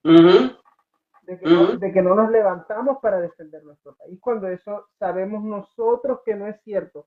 Pero la imagen que hay en el exterior es que a nosotros esto nos agarró desprevenidos y no fue así. Entonces, ahora lo que se tiene que hacer en Venezuela es invocar hacia un proceso de rebeldía civil continuada para que Estados Unidos apoye logísticamente, económicamente, pero de manera directa ya sabemos que no se van a meter. Entonces, ese escenario está muy lejos porque María Corina probablemente ni siquiera tenga gente para asumir algo así. Tampoco se va a dar porque la oposición ya está diciendo, hoy tuitearon a Manuel Rosales. Yo no tengo Twitter, pero lo vi a través de una recaptura que hicieron por ahí. Dice Manuel Rosales: si no participamos en las elecciones regionales, si no ganamos las elecciones regionales, asumimos el riesgo de perderlas. Entonces, ese es el filósofo del Zulia. Yo lo leí cuando lo leí dije, habló el filósofo del Zulia nuevamente. Que así le decía, eso se lo puso el filósofo del Zulia, eso se lo puso el propio Chávez a Manuel Rosales y Mario Silva y esta gente que es una porquería de gente, pero igual, como tienen con qué y el chiste tiene asidero en la verdad, pero es que da risa. Además es verdad, por favor, porque Es verdad, ¿no? Es verdad. Entonces, nosotros teniendo eso, cuando la presidenta de la rama legislativa del Estados Unidos, que se va a morir en el cargo, por cierto, no le estoy deseando la muerte, pero lleva ahí tanto tiempo, que parece... Ayer yo pensé que quería ser gobernadora. Yo dije, ella No, querrá ser gobernadora, porque ayer la vi en un acto haciendo así, haciendo así, haciendo esa es así. una las élites políticas venezolanas son tan mediocres, son tan patéticas, son tan... Ya, Sí, ya, ya, terrible. ya rayan, y lo voy a decir así, en lo caga poquito, porque es que no merecen ni siquiera un adjetivo muy elegante para describirlo. Ellos son tan miserables que lo que quieren es estirar la mano para que el régimen les dé dinero. Ellos no Así es. quieren ellos ni siquiera quieren agarrar el poder para ellos directamente administrar ese dinero. Es más fácil estirar la mano y que se lo den.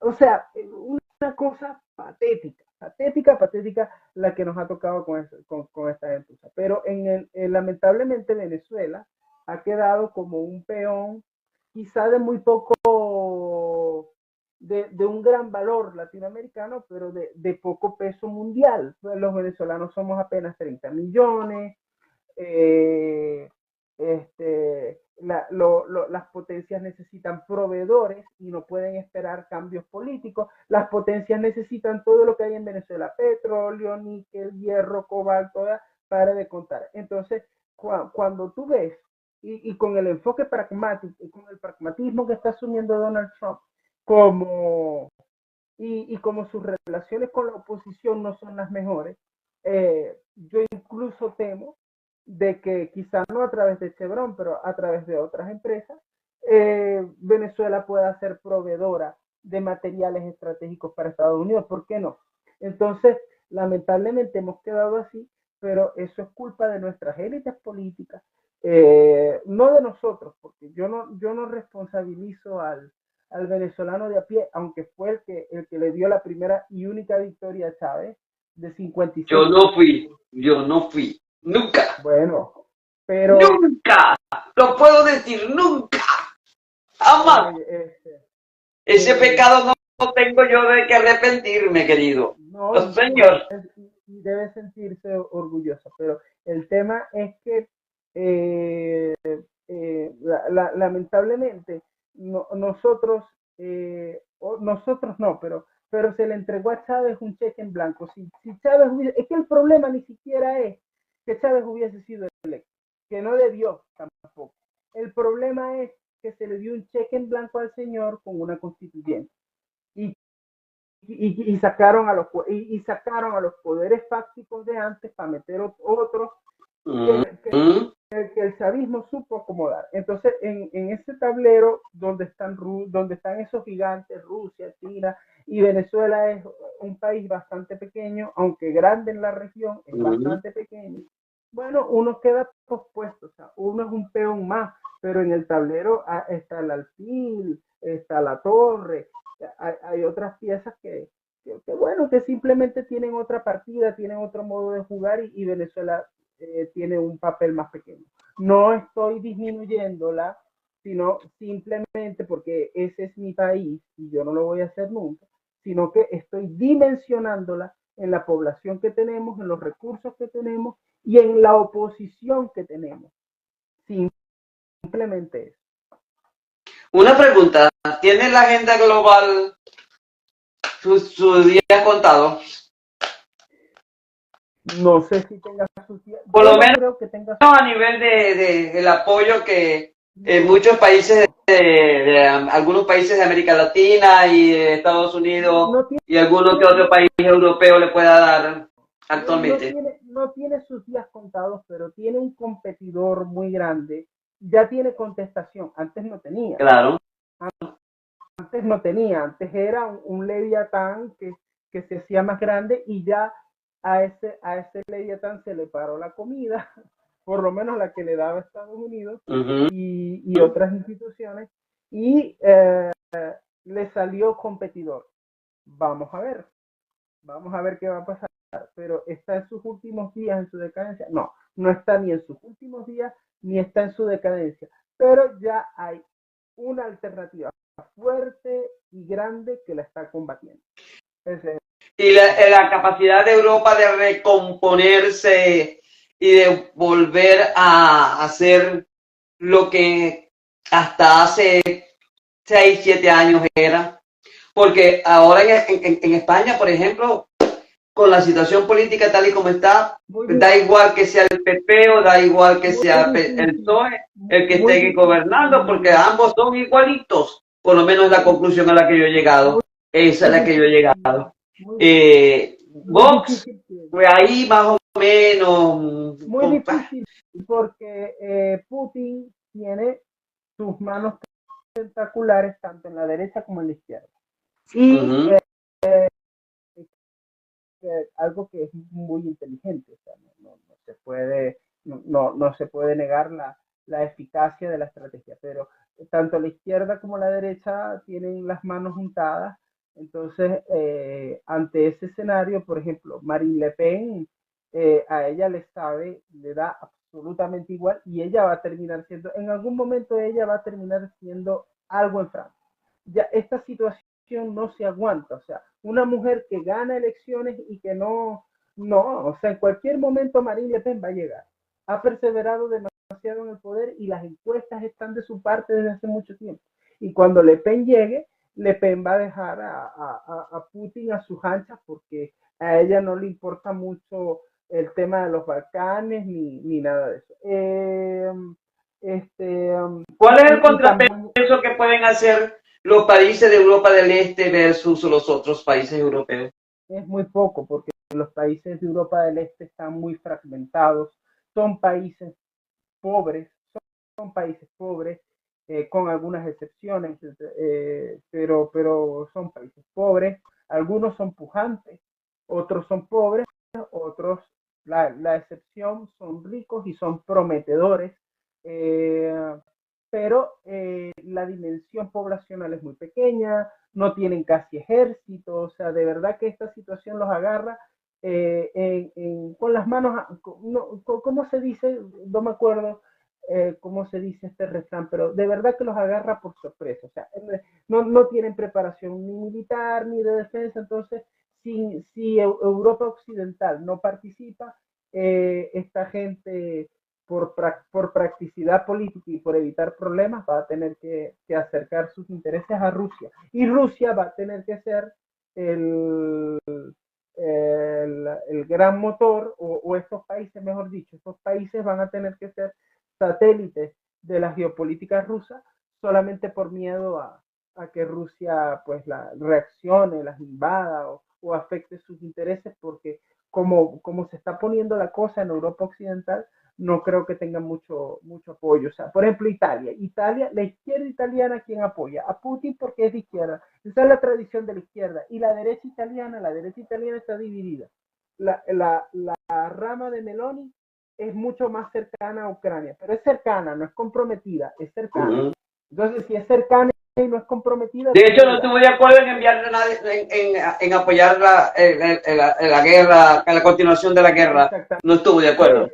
No estuvo de acuerdo. Y Salvini es totalmente cercano a Putin, totalmente. Luego tienes, porque estoy repasando Europa Occidental, luego tienes al Partido Laborista en el Reino Unido, que sorprendentemente no ha dado la espalda a Europa, como es tradición del Reino Unido, pero que ya manifiesta por un pragmatismo y por una cosa muy inglesa, dice, aquí van a repartir algo, yo tengo que estar. Eso es. Así están pensando. Aquí hay fiesta, yo no me voy a quedar sin torta. Entonces, y en España tenemos lo mismo, o sea, tenemos a Vox que es pro Putin, y si llega el PP es más cercano a Ucrania, pero tampoco le afecta a la vida. Porque no, el PP es así. El PP para mí ya yo le hice la señal de la cruz. Para mí es lenguaje PSOE. No hay diferencia. Ya no hay. De hecho, es su gran aliado en la Unión, en el Parlamento Europeo. Es su gran aliado. Y el Partido Socialista está presionado por sumar, por la izquierda radical, que es de donde está sacando votos el Partido Socialista para mantener. El Partido Socialista no está trayendo a nadie, el Partido Socialista le está sacando votos a Sumar, a la izquierda, a toda esta gente. Entonces, tampoco ellos están muy interesados en participar en un conflicto. Entonces, la realidad es que la posibilidad de que Ucrania se quede sola o quede en una negociación un poco mal parada son grandes y que ese flanco de los Balcanes quede un poco, digamos, desnudo ante la posibilidad de ser un satélite ruso. Europa Occidental no está manifestando un gran interés. O sea, se está moviendo, pero a paso europeo, que es lento, que es parsimonioso, que es burocrático, que son 27 países, mucha negociación, y mientras todo eso se lleva a cabo se pierden oportunidades, porque las guerras es de una vez. Entonces, aquí las ventajas por ahora las está teniendo Putin. ¿Sabes una cosa? Que una de las estrategias que dicen que está utilizando Estados Unidos para ganar tiempo es que si Rusia no acepta las condiciones, que aparentemente no las está aceptando, porque Putin dice, ¿por qué un alto fuego por 30 días? ¿Por qué no un alto al fuego de manera más estable? ¿Ok? Y tiene razón, creo yo que tiene razón, porque teme de que pudiera ser ese lapso de los 30 días una posible rearme de Ucrania y volver de nuevo a la guerra. Y él dijo, no quiero guerra. ¿Ok? Ahora bien, escucha un momentito, eso por un lado, ¿verdad? Pero resulta que se me fue la idea. Así que continúa. Bueno, pero ¿quién invadió a quién?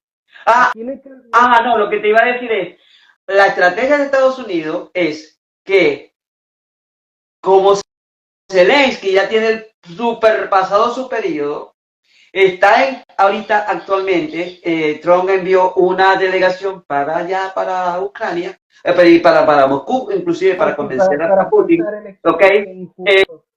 Para trabajar con los opositores a Zelensky y forzar unas elecciones.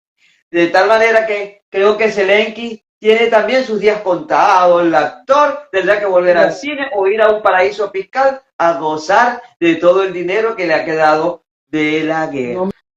meto las manos al fuego por nadie, pero el Parlamento ucraniano 14 veces ha votado extender la ley marcial y mientras hay ley marcial no hay elecciones. Lo que está haciendo Estados Unidos ya puede ser una maniobra diplomática un poco trapera de andar armando ahí una oposición, pero la circunstancia de la guerra, Uh-huh. porque aquí no estamos discutiendo de si hay libertad o no hay libertad en Ucrania, de si esto o aquello pueda ser mejor o peor. Estamos discutiendo de la propia supervivencia del país. Y esas cosas unen. Entonces, el nivel de consenso que hay sobre Zelensky es amplio. Entonces, en este En sentido... chico, me da la impresión de que no, Juan Pablo, te lo confieso, de lo que yo he escuchado, no me da la impresión de que no hay. Bueno, porque lo que pasa es que el conflicto hacia Occidente se nubla por dos factores. Nadie quiere pagar una guerra que no es de ellos.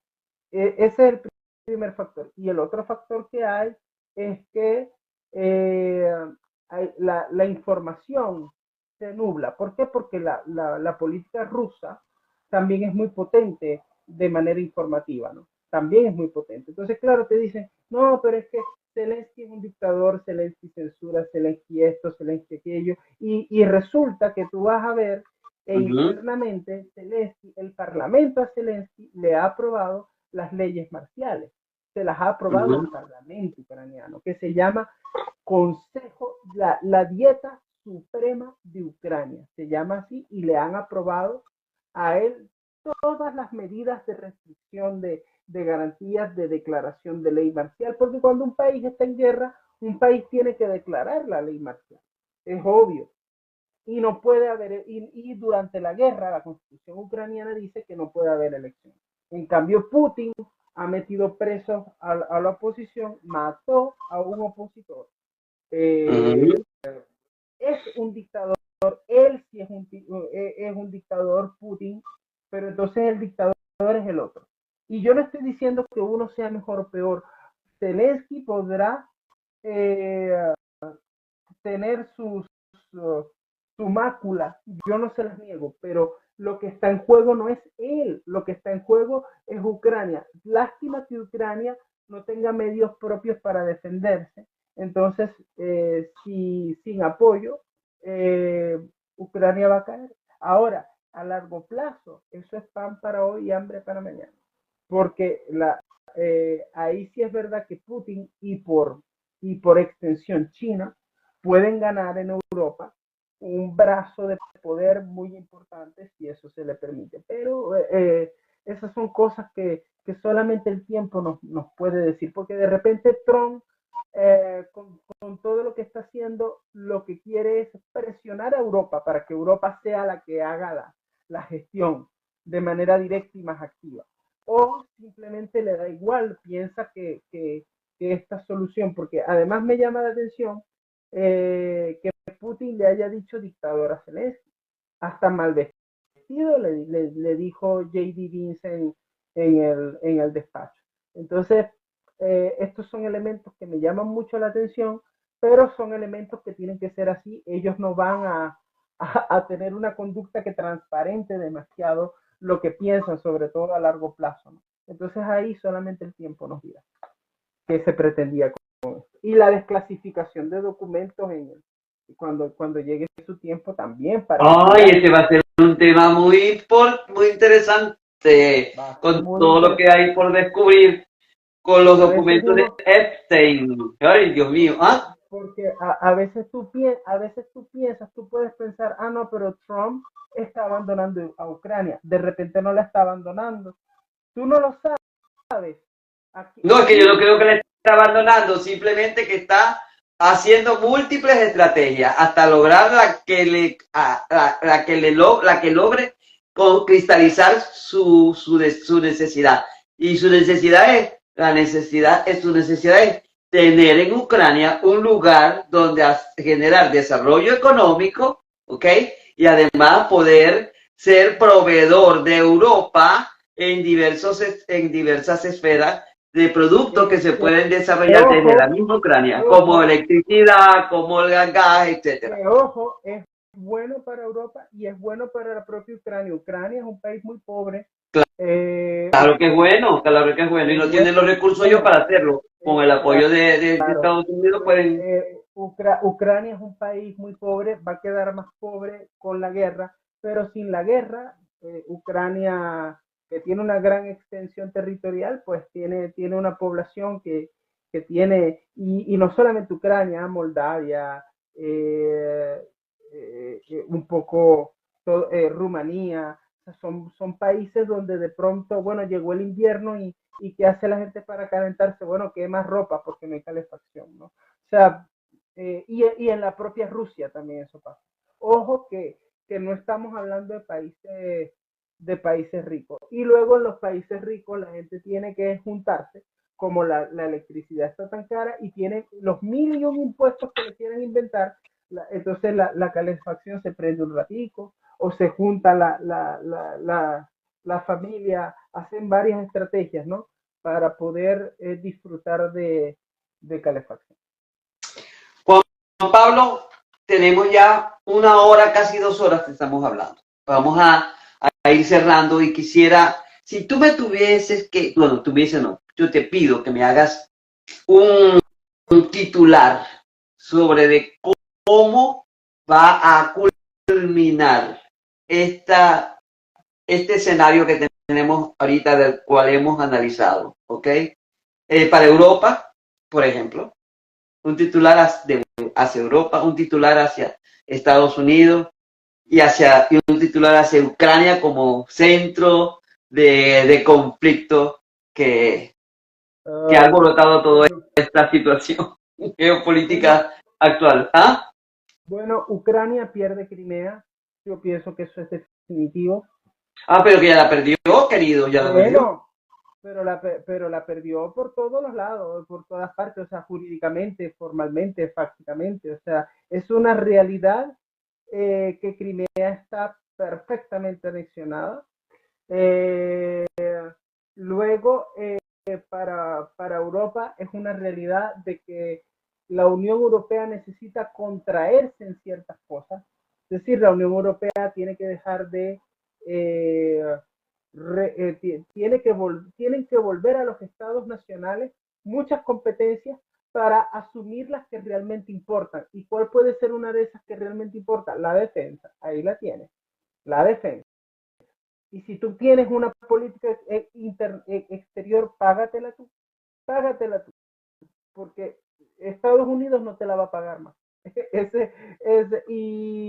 Y con relación A ver si me equivoco, discúlpame. Pareciera que la Unión Europea pretende ser un supragobierno con respecto a los gobiernos de los diferentes países sí, europeos. claro, Y eso, sí. eso es lo que se preveía cuando se No, constituyó la Unión. incluso ahora se habla de los Estados Unidos de Europa y a mí me parece que eso es desacertado. O sea, Europa tiene que federarse, pero para la defensa y para la libertad económica, pero para más nada. O sea, ¿qué hace la Unión Europea controlando que si los pasaportes, que si se recicla y no se recicla? No, esas son cosas internas de los países. O sea, la Unión Europea tiene que contraerse si quiere ser útil y si quiere sobrevivir, porque como siga madurando la idea de que es un escombro pesado y caro, la democracia le va a exigir que dé un paso atrás o que se disuelva. Y eso puede traer escenarios peores. Entonces, de verdad, ellos tienen que reformar. Y en cuanto a América Ya, Latina, en cuanto a América Latina, en cuanto a Venezuela. bueno, Primero América y después Venezuela. no, bueno, en cambio, América Latina es elige bien a tus aliados, porque América Latina tiene la tendencia de que siempre se arroja a los brazos de la potencia de turno, sin medir consecuencias, sin ver a largo plazo, se le van los trenes. O sea, si América Latina hubiese seguido, se hubiese comprometido a mediados del siglo XX con un sistema político y lo hubiese fortalecido, y hubiese continuado en determinadas políticas, yo pienso que hoy la región sería mucho más rica. América Latina no es tan pobre, no No, es tan pobre, no es no, para tan nada. Ahora es cuando o hay sea, recursos. bueno, pero no solamente por recursos. Mira, el promedio, ¿tú sabes cuál es por promedio? En América Latina se producen $12,000, 12,000 o $13,000 en bienes y servicios. Somos 600 millones de personas. ¿Tú te imaginas una América Latina federada con 600 millones de personas, con un mercado interconectado? O sea, el poder que eso tiene. Nosotros podemos tener un puesto en los centros de decisión del mundo, pero nunca lo hemos querido o nunca lo han querido nuestras élites. Siempre se han conformado con lo menos, siempre han tenido muy poca visión o casi ninguna. Entonces, se fue el tren del siglo XX, se fue el del siglo XXI se está yendo, vamos ya para el cuarto de siglo. Uh Y, y, -huh. lo, y, Estamos en un cuarto de siglo un ya, ya cuarto estamos. de siglo ya. Y América Latina lo que está definiendo es arrimarse con China para tener un proveedor de dinero e intereses políticos de corto plazo, de 4 años, sin pensar en una reunión, en una unión o en una manera en que nuestros países puedan ser importantes y grandes, porque la comunidad hispana es muy grande, son 600 millones, el doble de lo que tiene Estados Unidos, el doble de lo que tiene Estados Unidos, que puede competir con China. ¿Por qué no si China son 7,000 por habitante y nosotros somos 12,000? O sea, lo que pasa es que tenemos con qué, pero tenemos que querer, porque si no, se nos va ese tren. Entonces se nos está yendo el tren del siglo XXI.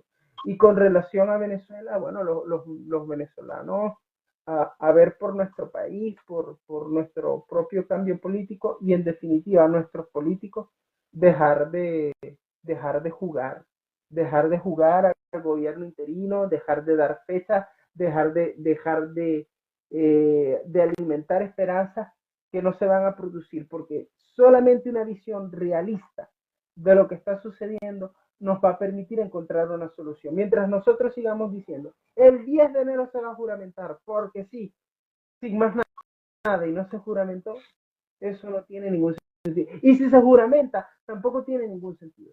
O sea, la solución no va en jugar a ser gobierno, que esa también es una cosa. Yo me he reunido con mucha gente, o sea, he tenido la oportunidad de ver cómo piensan y una persona muy relevante para el mundo político y empresarial me dijo, nosotros estamos listos para gobernar. Lo que tenemos es que esperar a que el gobierno salga. Entonces yo le contesté, ¿cómo va a salir el gobierno? Bueno, algún día, ¿no? Por su propio peso, pero nosotros estamos preparados para gobernar. O sea, claro, entonces tú te puedes quedar como por ejemplo Moisés Naín, que dice en su programa, no, Venezuela se rescata así y tal, y el PIB. Yo no creo en Moisés Naín, ¿oíste? No creo en Moisés Naín, podrá ser muy profesor de Columbia, todo lo que tú quieras, analista político, pero ese señor es un vendido. Un vendido, fue uno de los vendidos que se vendió a Fidel Castro, de los que firmó la bendita carta. Pero lo importante no es eso, lo importante es que aquí están jugando a ser gobierno. No, yo en 3 años puedo, o un gobierno en 5 años, y nadie se ha puesto a pensar. Hoy sacó María Corina cómo cómo iba a ser, cómo se iba a manejar el sector petrolero y energético. Es importante que lo saque, a ver si Estados Unidos se interesa. Pero en lo que nos tenemos que enfocar es... Ya lo dijo ayer en una conferencia que dio, que quieren privatizar la industria petrolera. Algunos están en desacuerdo, yo sí estoy de acuerdo. Hay que privatizar todas las industrias que puedan ser privatizadas. El Estado no puede ser un Estado empresario, tiene que ser un Estado pequeño. Entonces, claro, está muy bien que tú hagas eso para ver si Estados Unidos se interesa, pero tú tienes que, lo importante es ver cómo sales tú de esta gente, porque cómo vas a diseñar tu un gobierno y no has salido de esta gente. Entonces, fíjate lo paradójico, ¿no? Que en el siglo XX en Venezuela y en el siglo XIX, llegar al gobierno era lo que más se sabía. Golpe de Estado, azonada, tal cuestión, y cómo gobernar era lo menos importante. Ahora no sabemos cómo salir de esta gente, pero cómo gobernar, todo el mundo tiene la fórmula. Todo Así el mundo es. tiene el programa de gobierno. Bueno, las paradojas. Juan Pablo, Bueno, aquí dice País, no es rica, es potencialmente rica, me supongo que refiriéndose a Venezuela, y las universidades han apostado al estatismo. Bueno, en Venezuela a la gente le gusta que el Estado sea grande, ineficiente, burócrata, y eso es lo que contribuye a mayor corrupción. Entonces, bueno, Juan Pablo, muchísimas gracias. Y a todos los que se han reunido, poquito a poco han ido entrando y saliendo. El mensaje está aquí, el mensaje queda grabado. Me encantó poder compartir contigo esta noche, después de tantos días sin estar juntos. Gracias por tu bondad, gracias por tolerarme. Y muy agradecido a Juan Pablo y muy agradecido a todos los que estuvieron esta noche. Entonces, no, bueno, tú siempre me has dado la confianza para estar aquí en este canal que es tuyo, que es como si nos invitaras a tu casa, porque estamos teniendo una conversación íntima, amena, un coloquio formidable. Entonces, yo te agradezco, y será para otra oportunidad. así es. Y Baez, sí tenemos salida, lo importante es hacerlo de manera reflexiva, objetiva, y yo creo que nuestra política nuestros políticos necesitan adquirir mayor madurez y sentido de pertenencia con respecto a la Venezuela que quieren proyectar, y dejarse de mezquindades y de posiciones personalistas. Pensar en Venezuela, no en sí mismo. Así que feliz noche para todos. Dios les bendiga.